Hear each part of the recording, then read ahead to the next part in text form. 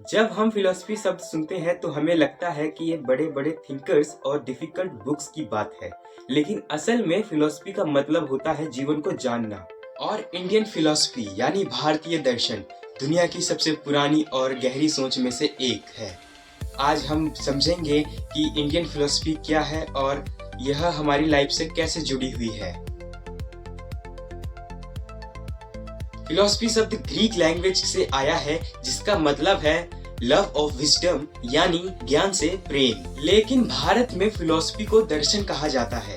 दर्शन का मतलब होता है सच को देखना और रियलिटी को समझना। इंडियन फिलॉसफी सिर्फ थ्योरी नहीं है, ये जीने का तरीका भी सिखाती है। यह बताती है कि हम कौन हैं और हम यहाँ क्यों हैं और जीवन का असली पर्पस क्या है।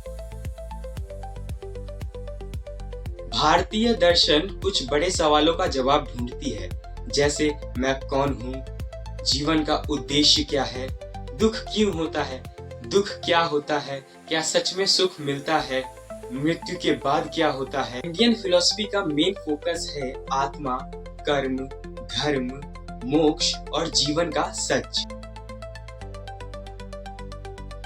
इंडियन फिलॉसफी के कुछ मेन आइडियाज होते हैं। आत्मा, हम एक शरीर नहीं है, हम एक आत्मा है। कर्म, हम जो करते हैं हमें उसका फल मिलता है। धर्म, सही जीवन जीना, सही काम करना।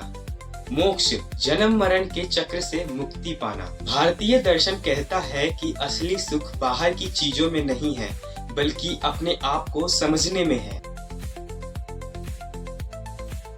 इंडियन फिलॉसफी का गोल सिर्फ नॉलेज देना नहीं है, इसका गोल है इंसान को समझदार बनाना, उसके सोच को बदलना और उसे अंदर से शांत करना।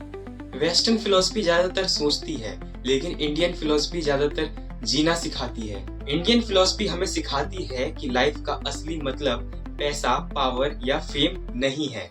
लाइफ का असली मतलब है खुद को समझना, सही जीवन जीना और अंदर से शांत रहना। जब इंसान खुद को समझ लेता है तब उसे दुनिया समझ आने लगती है।